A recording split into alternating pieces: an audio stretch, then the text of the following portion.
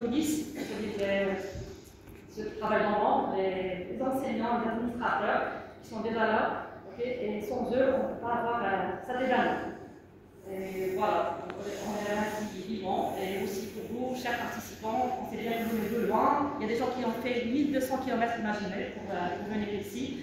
Donc, je suis certaine que vous êtes là pour l'amour du savoir, pour la recherche. Donc voilà, c'est ça qui nous réunit aujourd'hui. C'est l'amour du savoir, l'amour de la recherche, et on va avoir de l'énergie. On va ensemble la thérapie neuro-existentielle, neuro-émotionnelle, la thérapie nutritionnelle, l'orthomoléculaire, les derniers choses à voir, les secrets de la médecine intégrative, et aussi les derniers articles de notre mari concernant le cancer.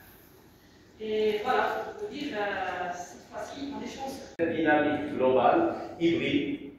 Donc, cet enseignement aura lieu. Et bien entendu, la journée du vendredi sera clôturée par les remises des diplômes aux participants. Donc, très ravi.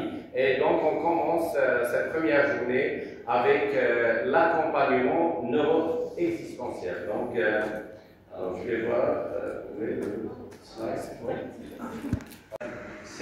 Pour moi, c'est un élément important dans la prise en charge de toute personne.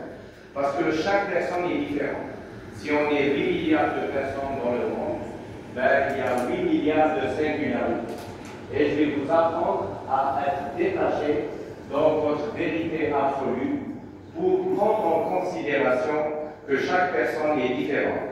Et si chaque personne est différente, c'est que quelque part, il faudrait une médecine pour chaque personne. Donc toute médecine ne doit être que personnalisée pour être efficace. Bon, certes, l'enseignement est là pour vous donner des éléments pédagogiques, voire andrologiques, parce qu'il faut savoir que la pédagogie, c'est pour les enfants, et l'andrologie, c'est pour les adultes. Donc, on est en andrologie aujourd'hui. Cet enseignement qui nous permet de mettre à jour nos données. C'est quand quelqu'un qui a un permis de conduire, bon, c'est bien beau, c'est nécessaire, c'est obligatoire, mais bien conduire est une autre chose, c'est un art. Donc la même chose dans la médecine, et tous les ténors de la médecine reconnaissent dans la médecine que c'est un art avant d'être une science et une thérapie, une prise en charge. Donc, soit vous êtes artiste, soit vous ne l'êtes pas, et quelque part, beaucoup de choses vont vous échapper dans la prise en charge médicale. Donc, c'est dans cette dynamique qu'on va essayer de partager les éléments de la compréhension. Alors, un élément très important, c'est la définition du mode opératoire itératif inné.